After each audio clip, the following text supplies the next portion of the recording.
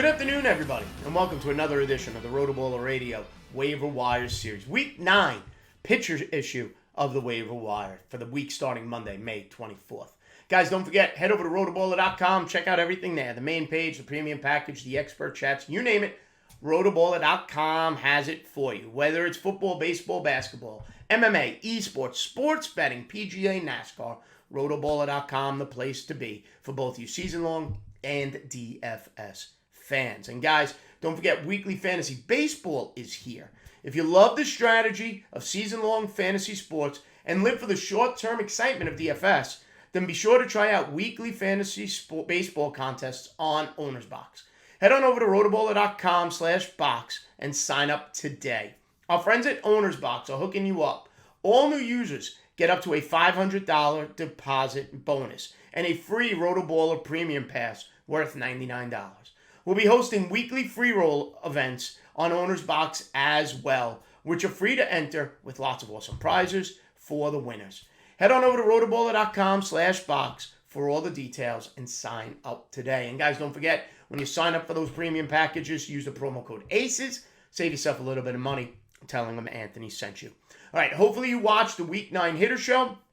Now take a look at some pitchers. And we start in Detroit. We have a pair of Detroit pitchers here. First, Spencer Turnbull of the Detroit Tigers, the number one ad on the hill this week. Next start, May 24th against the Cleveland Indians. 30% rostered on Yahoo. We knew we threw a no-hitter, but big pictures, his numbers have been good all year. He's not just a no-hitter guy, okay, where sometimes you get a guy out of nowhere. Turnbull's been terrific.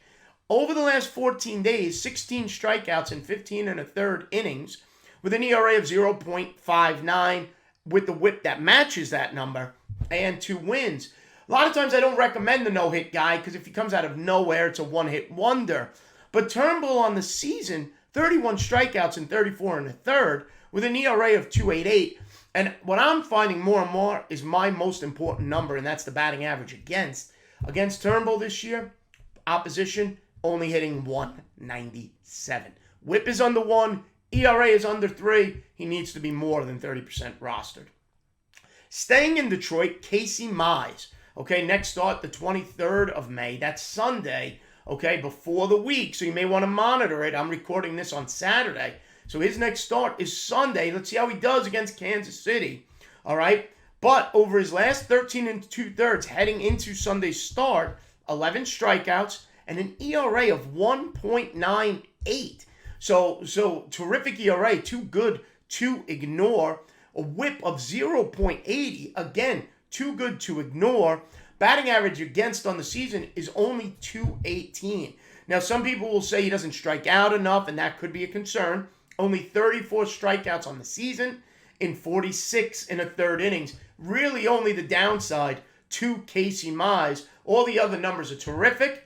I'm recording this Saturday. He starts Sunday. If he throws up another good game, I give him the double thumbs up. Go ahead and add him come Monday morning.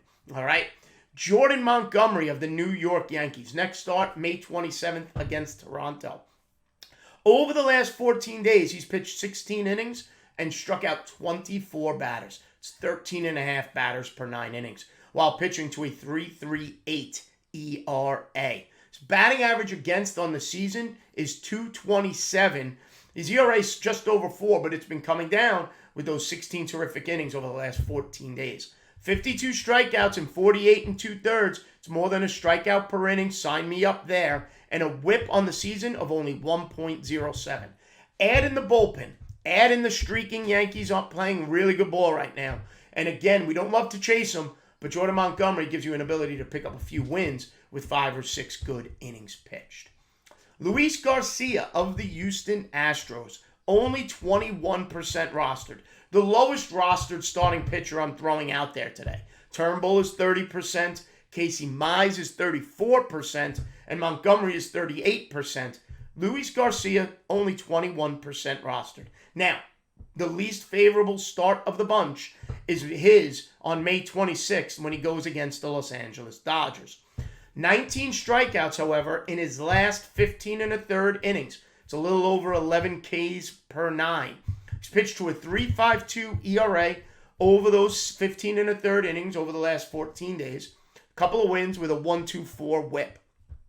On the season, 47 strikeouts in 40 innings, a 3.38 ERA, and the number I love, a batting average against of only 200. His whip on the season is 110, and again, 2 wins. If I'm looking for a stream, he's 4th on my list because I don't love the matchup, okay? But I think long term, there's a great opportunity to pick up some strikeouts and some wins pitching for the Houston Astros. All right, let's move to the bullpen. Couple of closers who are available and have accumulated saves over the last 14 days. I mentioned them last week. I'll mention them again. It's a Detroit Tiger heavy show, but Michael Fulmer continues to excel in his bullpen role for the Tigers now. 32% rostered. Over the last 14 days, he's pitched 9 and a third innings and gotten 9 strikeouts, okay? He has added 3 saves over the last 14 days, has an ERA of 0 and a whip of 0.75. He has been flat out dominant as the closer role more and more becomes his for the Detroit Tigers. It's Fulmer, you remember, an AL Rookie of the Year, came from the Mets in the Yoenis Cespedes trade, Tommy John surgery, struggled to come back, and here he is now potentially the closer to add for the Detroit Tigers and probably the best option on the waiver wire if you're looking for bullpen help. Still only 32% rostered. Okay, look at even the season numbers aren't bad. 3.13 ERA, 30 strikeouts, 31 and 2/3. Batting average against is 213, and he has 4 saves on the season. Remember, there were some starts there, okay, that went okay, not great, but he's been flat out great since moving to the bullpen and now picking up saves for the Tigers. Another opportunity to saves are in Minnesota, okay? Colomé hasn't been good. Hansel Robles, 2 saves over the last 14 days for the Minnesota Twins. Only 18% rostered. 9 strikeouts in his last 3 2/3 innings, okay? It's 22%, 22 strikeouts per 9 innings. Just insane numbers. 0.0 ERA. Like I said, those 2 saves and a whip of 0.82. As other members of the Twins' bullpen has faltered, Robles, who, if you remember 2 years ago, ended up closing for the Angels, now has the opportunity to seize the job with the Minnesota Twins. He's got 21 strikeouts in 17 2/3 innings. A batting average against, you talk about batting averages against, of 119. He has legitimately been impossible to hit. Control has been an issue in the past, but right now his whip is on the 1 on the year, and his ERA for the year is at 3.06. But again, 2 saves over the last 14. If you're chasing saves, Robles and Fulmer are available. Robles only 18% rostered. And I always like to throw a middle reliever here. Somebody to help keep your ratios down. And this week's, it's Andrew Kittredge of the Tampa Bay Rays. They always seem to produce middle relievers, flex options, guys who could pitch long relief and then suddenly close 2 days later. And that's what Kittredge is right now. 8 strikeouts in 6 1/3 innings. It's 11.4 Ks per 9 innings. Over his last 6 1/3, over those 14 days, he has not given up an earned run. He has a win and a save over those 6 1/3.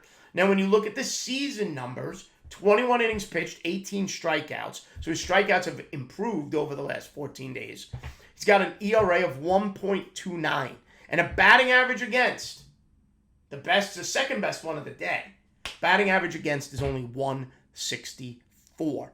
Now, what's interesting about him is you could chase wins and chase saves with this guy. He's got 2 wins on the season and 4 saves. And he's only 14% rostered. The problem is you just never know how Tampa's going to use him out of the bullpen.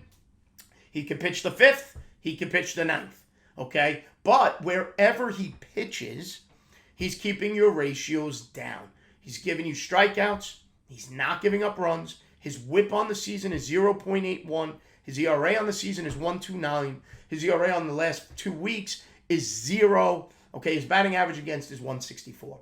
So he is in a weekly setting, you put him in. Or, I'm sorry, in a daily setting, he doesn't come out. You just leave him in there. You rotate your starters in and out, okay, and you leave him in. And if you pick up a win, you pick up a save, but you know he's not going to blow up your ERA, and he's not going to blow up your whip or your ratios as well. All right, everybody. Starters, get Turnbull, Luis Garcia, Montgomery. Let's see how Casey Mize does Sunday against Kansas City. If you need saves, you got Fulmer, you got Robles, and now you got Kittredge, middle reliever, closer, jack of all trades for the Tampa Bay Rays. All right, everybody, don't forget, if you didn't already, go check out the hitter waiver wire for week 9. All right, set your lineups, work the fab, be smart, be safe. We'll see you next time. Follow me on Twitter, obviously, Aniano Fantasy, and we'll see you next time right here on RotoBaller Radio. Have a good one, folks.